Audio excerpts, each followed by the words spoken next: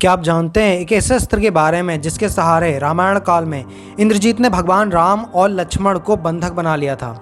नमस्कार दोस्तों, आज हम आपको एक ऐसे अस्त्र के बारे में बताएंगे जिसका प्रयोग सिर्फ इंद्रजीत ही कर सकता था, जो कि रावण का ज्येष्ठ पुत्र था। आखिर इंद्रजीत ही इसका प्रयोग क्यों कर सकता था? क्या कोई और भी इसका प्रयोग कर सकता था? तो इस वीडियो में आज हम आपको बताएंगे।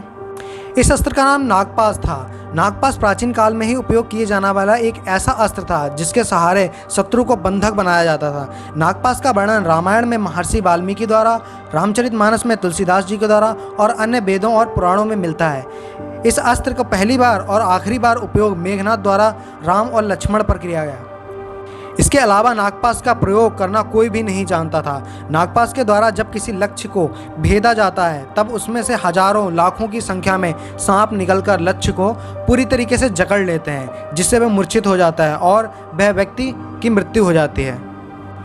हम जब नागपाश के बारे में जानने की कोशिश करते हैं तो इंद्रजीत की पत्नी सुलोचना, जो कि सांपों के राजा दक्ष की पुत्री थी, इसीलिए इंद्रजीत की पहुंच दुनिया भर के महाभयंकर सांपों तक थी।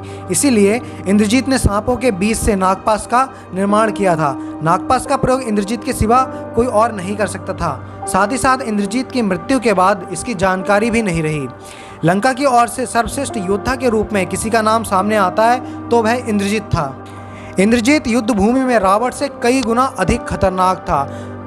रामायण के युद्ध में इंद्रजीत जब युद्ध भूमि पर आता था तो वह हजारों वानरों का संहार करने लगता था।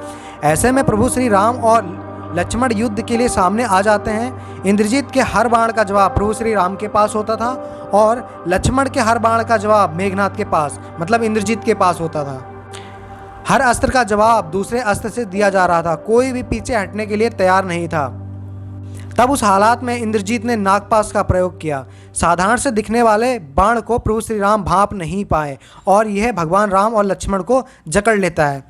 जब कोई इस अस्त्र को तोड़ नहीं पाता है तो उनकी मुक्ति के लिए भगवान विष्णु जी के वाहन गरुड़ को अपने परिजनों को भेजना पड़ता है।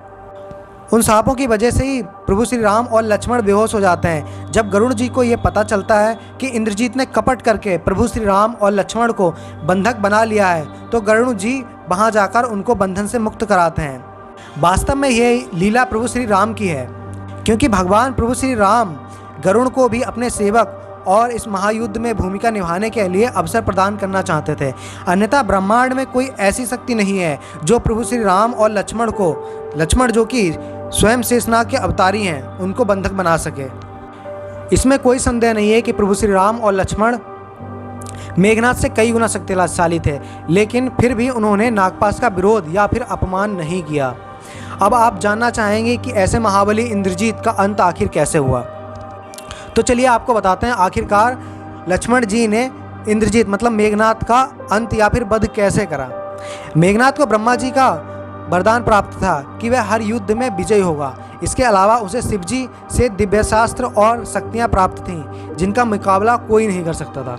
इसके अलावा मेघनाद को यह वरदान प्राप्त था कि उसका वध सिर्फ वही व्यक्ति कर सकता है जो 14 वर्षों तक ना सोया हो, ना कुछ खाया हो और ना ही किसी स्त्री का मुख देखा हो और 14 वर्षों तक ब्रह्मचर्य का पालन करा हो। पूरे विश्व में लक्ष्मण जी के छोड़कर अन्य किसी व्यक्ति में ऐसे गुण विद्यमान होना बहुत ही मुश्किल था, जबकि प्रभु श्री राम के छोटे भाई लक्ष्मण जी के अंदर ये सारे गुण थे, जिसके चलते ही लक्ष्मण जी ने मेघनाद का वध कर दिया। क्योंकि प्रभु श्री राम के छोटे भाई लक्ष्मण जी ना 14 वर्ष तक सोए थे, ना ही कुछ खाया था और साथ ही साथ ना ही किसी स्त्री का मुख देखा था। इन सब गुणों के होने के बाद ही उन्होंने मेघनाद का वध कर पाया।